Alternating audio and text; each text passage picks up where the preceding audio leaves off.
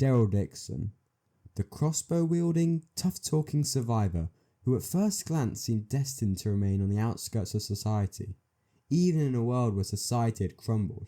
In the early days of The Walking Dead, he was a man of mystery, often more at home in the wilderness than among other people, thriving in solitude.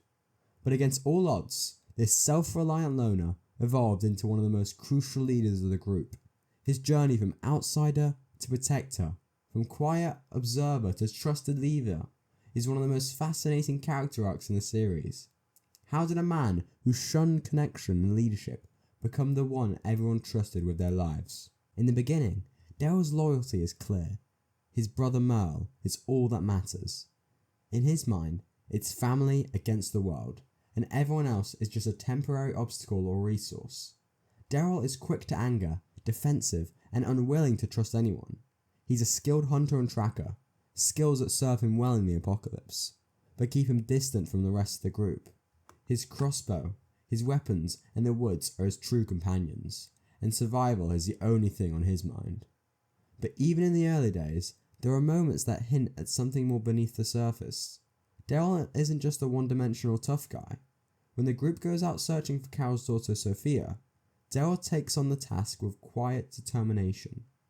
It's the first glimpse of the man he could become, the man who cares, the man who will go to great lengths for others, even if he doesn't show openly. As the group moves forward, so does Daryl. His bond with Rick Grimes starts to grow, first out of mutual respect, then out of trust. Rick sees something in Daryl that the others might not.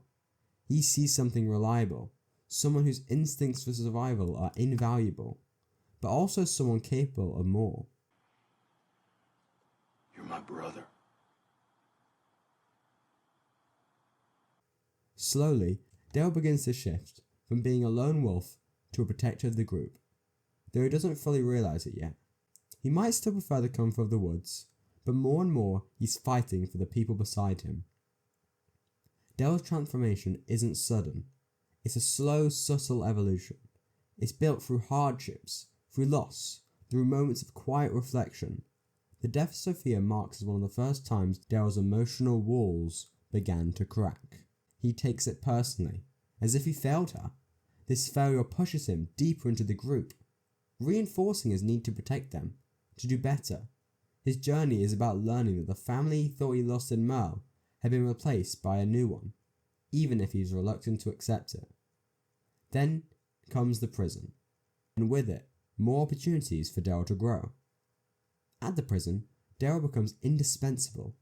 He isn't just a tracker anymore, he's a core member of the group's leadership. His bond with Carol deepens, a relationship built on mutual respect and understanding. Carol herself, a survivor of domestic abuse and immense personal loss, finds a kindred spirit in Daryl. Together, they form a quiet, unspoken connection. It's through Carol that we see Daryl's softer side, his capacity for compassion and loyalty.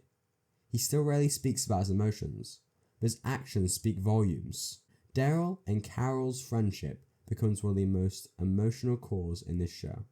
As the group faces more trials, whether it's the governor, Terminus, or the arrival of the saviors, Daryl is there, standing by Rick's side. He might not always agree with Rick's decisions, and he certainly makes mistakes along the way, but his loyalty to the group never wavers. The loss of Beth hit Daryl especially hard.